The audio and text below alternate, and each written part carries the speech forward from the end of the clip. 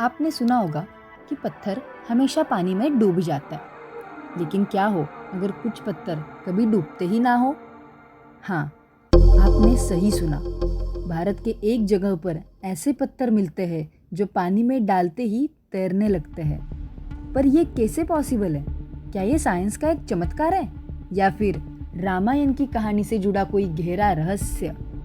आज देसाई एजुअर्स पर हम खोलेंगे इस अनसुले राज का पूरा सच। अगर हम रामायण को माने तो जब रावण माता सीता को लंका ले गया तब भगवान श्री राम ने समुंदर पार करने के लिए एक बड़ा ब्रिज बनाया। वानर सेना ने श्री राम लिखकर पत्थर समुंदर में फेंके और वो पत्थर डूबे नहीं बल्कि तैरने लगे। अब सवाल ये है, क्या सिर्फ ये एक धार्मिक कहानी है या इसका कोई एक्चुअल प्रूफ भी है?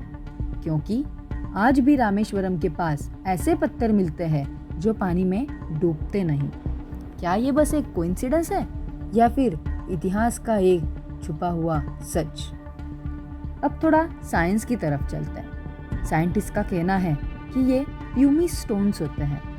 यह वॉल्केनिक लावा से बनते हैं।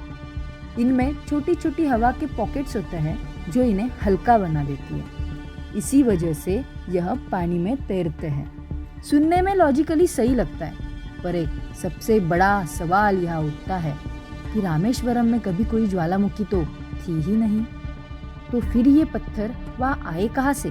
क्या किसी ने ये वहाँ रखवाए या फिर ये सच में रामायण के समय का एक चमत्कार है? अब ये सबसे इंटरेस्टिंग बात सुनो।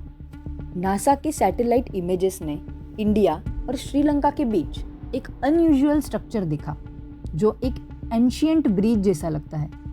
साइंटिस्ट कहते हैं कि यह एक नेचुरल रॉक फॉर्मेशन हो सकता है, लेकिन कुछ हिस्टोरियंस का मानना है कि ये रामायण के राम सेतु का हिस्सा हो सकता है।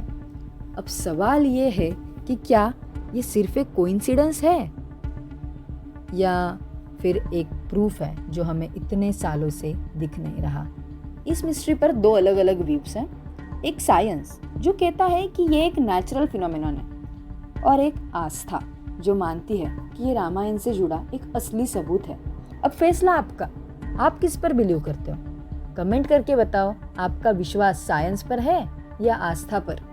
और अगर आपको ऐसे ही मिस्ट्री और माइंड ब्लोइंग कहानियां पसंद है तो चैनल को सब्सक्राइब करो और बेल आइकन दबा दो, क्योंकि देसाई एजुअर्स पर आपको मिलेंगी ऐसी कहानियां जो आपकी सोच बदल देगी।